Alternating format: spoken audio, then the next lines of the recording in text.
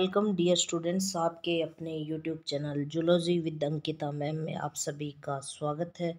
Students, आज जब हम बात करना जा रहे हैं वो है अंतःस्रावी तंत्र पर। हम बात करेंगे अंतःस्रावी ग्रंथियों पर।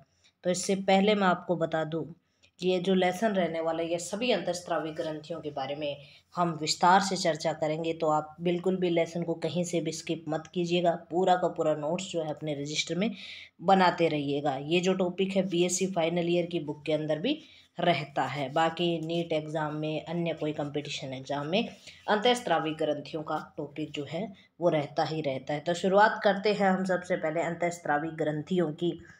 सबसे पहले स्टूडेंट्स, हम अगर इसको परिभाषात्मक तौर पर देखें तो अंतःस्रावी ग्रंथि की परिभाषा जंतुओं के विभिन्न शारीरिक क्रियाओं का नियंत्रण व समन्वय तंत्रिका तंत्र के अतिरिक्त कुछ रासायनिक यौगिकों के द्वारा होता है। ये रासायनिक यौगिक हार्मोन्स कहलाते हैं। यानी कि शरीर के अंदर हमारा कंट्रोल व कोऑर्डिनेशन बनाने वाला सिस्टम एक तो न्यूरॉन होता है, इसके अलावा दूसरा जो रहता है वो अंतःस्रावी ग्रंथि रहता है। यानी कि अंतःस्रावी ग्रंथि से जो रासायनिक पदार्थ स्रावित होते हैं उनको हार्मोन कहा जाता है। हार्मोन जो शब्द है वो ग्रीक भाषा से लिया गया है।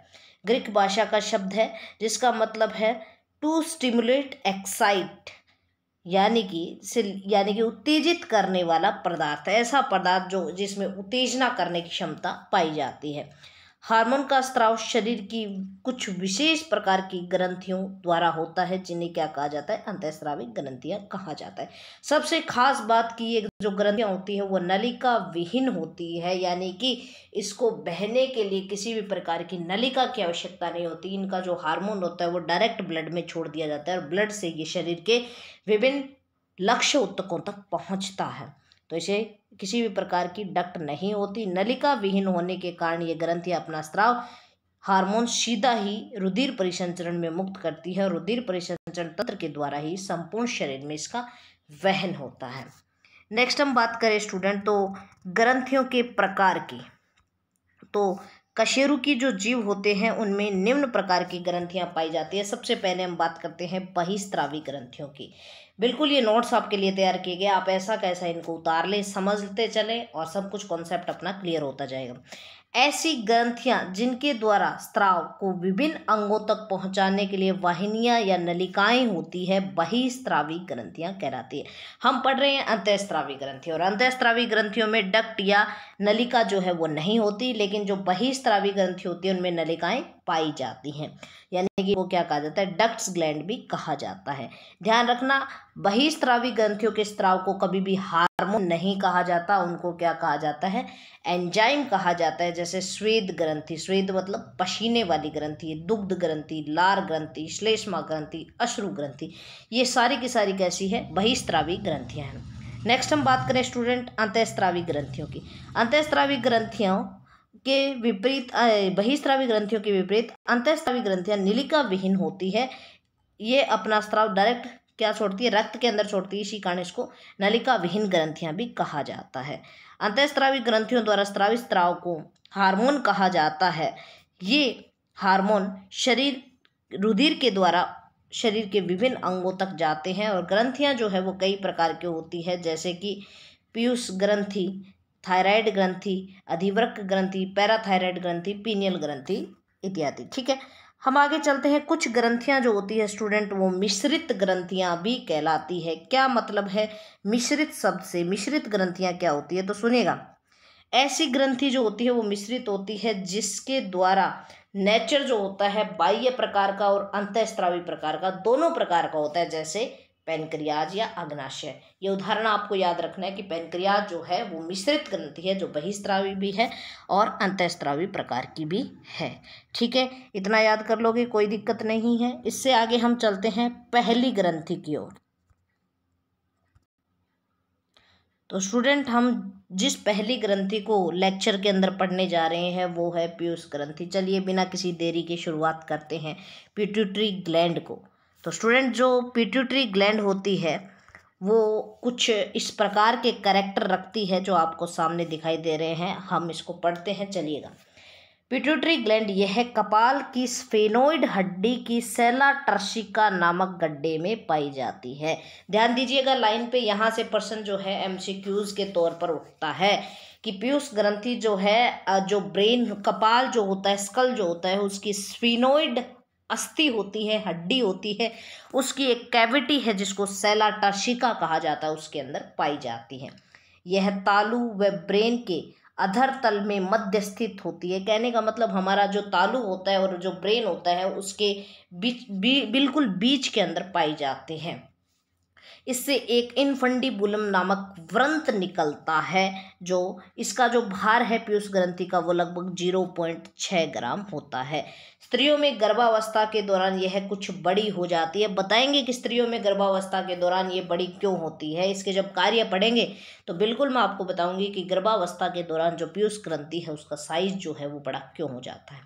पीयूष ग्रंथि को स्टूडेंट मास्टर ग्रंथि भी कहा जाता है। यह सभी अंतःस्रावी ग्रंथियों पर कंट्रोल करती है। इसके साथ साथ ये व्यक्ति के स्वभाव, स्वास्थ्य व लैंगिक विकास को प्रेरित करती है। ध्यान दीजिएगा, एक ब्रेन के अंदर पाई जाने वाली छोटी सी ग्रंथि जिसको पीयूष ग्रंथि कहा जाता है, स्कल के अंदर पाई जाने वाली छोटी सी ग्रंथि जो व्यक्ति में स्वभाव से लेकर उसके लैंगिक विकास तक को, उसकी हाइट तक को प्रेरित करती है। कैसे करती है, क्या काम होता है, क्यों ये गर्भावस्था के दौरान साइज में थोड़ी बड़ी होती है, इस पे हम चर्चा करते हैं। चलिएगा, तो स्टूडेंट आगे जो हम बात कर रहे हैं वो इसके हार्मोन्स पे बात कर रहे हैं। सबसे पहले आप देखिएगा, इसके द्वारा स्रावित होने वाला पहला हार्मोन है वृद्धि हार्मोन या सोमेटोट्रोपिन हार्मोन। ठीक है, यह जैसा कि नाम है वैसा ही काम है। ये शरीर की वृद्धि स्पेशली क्या करती है, हड्डियों की वृद्धि को नियंत्रित करती है। यदि ये ज़्यादा होगा तो शरीर ज़्यादा लंबा हो जाएगा, जिसको भीम कायता, ठीक है, या एग्रोमिगेली रोग भी कहा जाता है। इसके कारण मनुष्य की लंबाई सामान्य से बहुत अधिक बढ़ जाती है, हड्डियां भारी व मोटी हो जाती है। बाल्यावस्था में इस हार्मोन के कम स्त्राव से वृद्धि रुक जाती है और जिससे बोनापन जो रोग है वो हो जाता है। पहला हार्मोन जो हमें लंबाई से रिलेटेड याद रखना है वो है वृद्धि हार्मोन, और किसके द्वारा, पीयूष ग्रंथि के द्वारा। ठीक है, दूसरा हार्मोन हम बात करते हैं स्टूडेंट, वो है थायरोट्रोपिक हार्मोन या थायराइड प्रेरक हार्मोन। स्टूडेंट्स, इस हार्मोन को कहा जाता है somato thyroid stimulating hormone, STH, thyroid stimulating hormone, क्योंकि जैसा नाम है वैसा ही इसका काम है। थायराइड ग्रंथि को जाकर ये प्रेरित करेगा, थायराइड के कार्यों को उद्दीप्त करता है और थायरोक्सिन हार्मोन के स्त्रवण को भी प्रभावित करता है।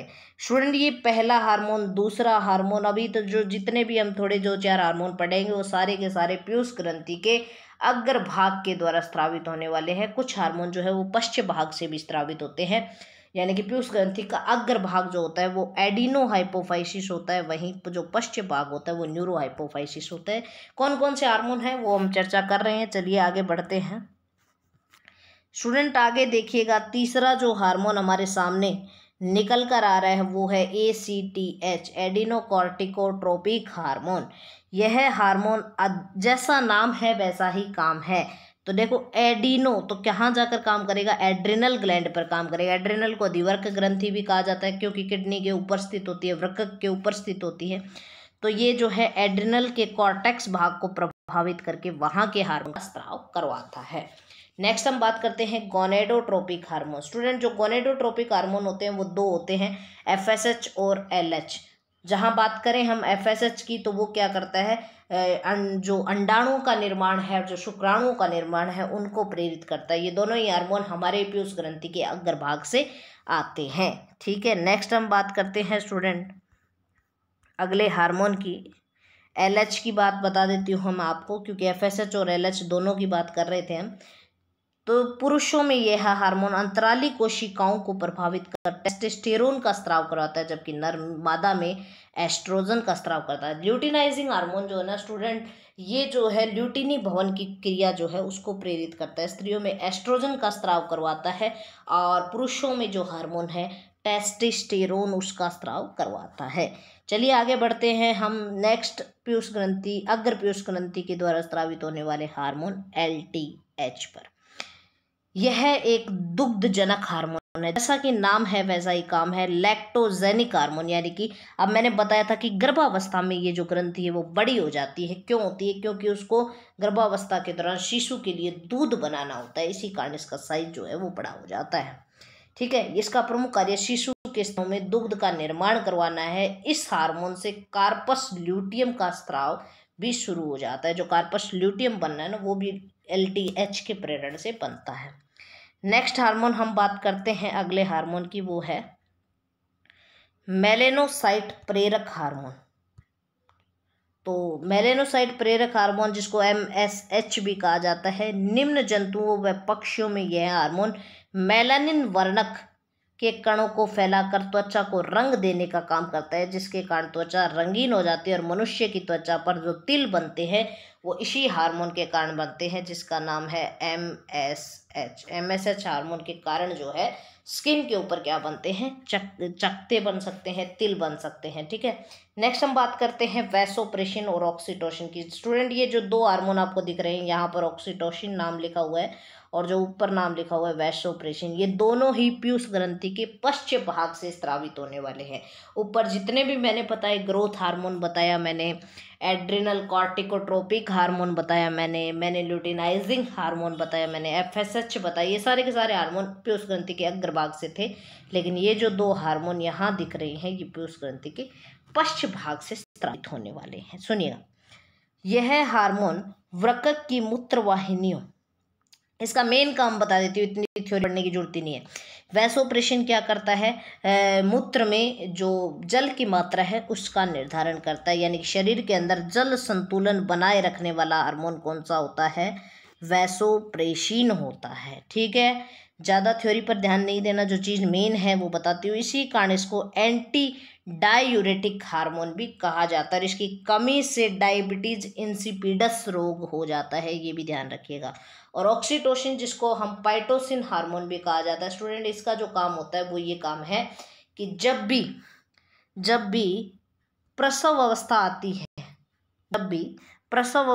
है, तो उस दौरान क्या करता है स्टूडेंट, ये जो हार्मोन है ये माता के अंदर जो प्रसव पीड़ा है उसको उत्पन्न करता है। यानी कि हार्मोन गर्भाशय की अरेखित पेशियों को सिकुड़वा कर वहां पर प्रसव पीड़ा उत्पन्न करने का काम करता है और बच्चे को जन्म दिलाने में सहायक होता है। तो स्टूडेंट, यहाँ मैंने आपको 8 हार्मोन पढ़ाए हैं, जिसमें से 2 हार्मोन वैसोप्रेसिन और एक ऑक्सीटोसिन, ये दोनों ही हार्मोन हैं वो किसके हैं?